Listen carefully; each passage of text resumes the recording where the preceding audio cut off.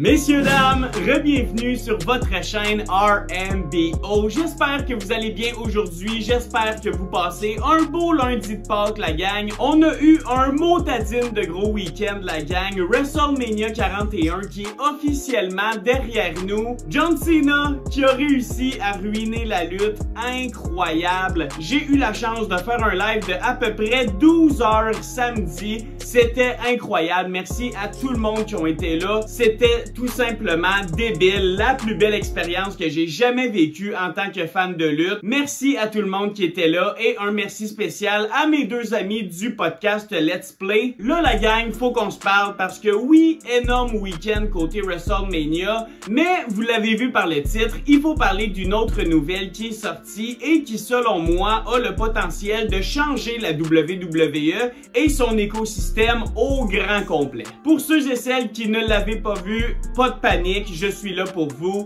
La WWE vient de faire un move, je vais dire légendaire parce que c'est la première fois que la WWE achète une fédération à l'extérieur des États-Unis. C'est un gros move pour la WWE et je vous explique pourquoi. Depuis la fusion entre la WWE et la UFC et la création de TKO, on a pu voir la création de plusieurs stratégies de la part de TKO pour vraiment amener WWE sur une autre planète littéralement. On a pu voir le WWE ID qui fait en sorte que des lutteurs indépendants pouvant lutter partout sont sous la tutelle de la WWE, ce qui fait en sorte que la WWE a un petit peu leurs droits. Et c'est un peu ça qu'on voit avec l'achat de la AAA, c'est que la WWE veut éventuellement avoir le monopole de la lutte worldwide. C'est simple, la WWE veut que lorsqu'on va voir un nouveau Will Ospreay qui a 16-17 ans, la WWE veut s'assurer qu'il n'y ait aucune chance au monde que ce talent-là aille ailleurs qu'à la WWE. Et soyons francs, côté domination business, c'est un excellent move de la WWE. Don't hate the player, hate the game. Et le game est fait comme ça. La WWE est dans une classe à part comparée à n'importe quelle autre fédération de lutte. Ils font le bon move, je ferais pareil. Si j'avais la chance d'acheter ma compétition, je le ferais sans l'ombre d'un doute. Et la bonne nouvelle dans tout ça pour la WWE, c'est que ça passe comme étant des bonnes nouvelles et quelque chose de rafraîchissant pour la compagnie. Donc non seulement tu tues la compétition, mais tu te renforces énormément. Mais en quoi est-ce que l'achat de la AAA vient donner un gros boost à la WWE? Eh bien la première rumeur que j'ai vue, c'est que AAA pourrait peut-être devenir un NXT Mexique. Donc peut-être un deuxième brand à NXT, qui sait, on va voir une effervescence de la lutte mexicaine, j'ose croire à NXT. Et éventuellement, tous ces luchadors-là qui vont briller en bas vont monter au main roster. Donc pour les prochaines années, selon moi, les masques qui vont être énormément populaires devant nos écrans, c'est parfait, de la lutte divertissante, de la lutte rapide. On veut vraiment se rapprocher de ce qui se fait ailleurs dans le monde et un peu sortir du mood de la WWE, qu'on va se le dire...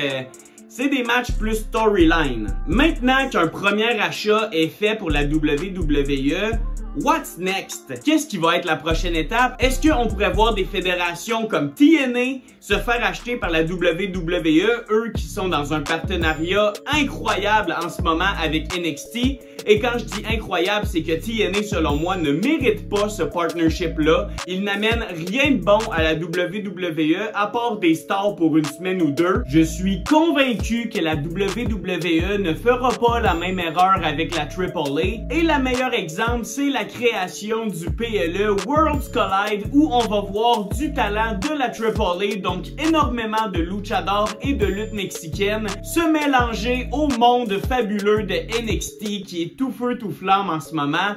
Ça, c'est une collab qui a de l'allure. Une collab TNA NXT m'aurait parlé énormément, mais là, on l'a avec AAA. On espère que c'est la première de plusieurs. Et je crois vraiment qu'on s'enligne vers là, la gang. La domination de la WWE est commencée.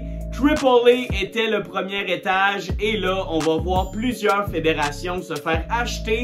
Donc là, on va avoir de la WWE au Japon, au Mexique, aux États-Unis bien évidemment. Qui sait, peut-être au Canada bientôt. Je crois vraiment que sky is the limit pour la WWE. Ils font de l'argent comme de l'eau, ils font des gates records, il y a personne qui peut s'approcher d'eux en termes de divertissement sportif. Donc d'ici là, analysons la situation. Est-ce que Triple A va rester Triple A ou va devenir NXT Mexique? Je ne sais pas, à suivre. Mais une chose est sûre, c'est que bien que WrestleMania soit terminé, la WWE...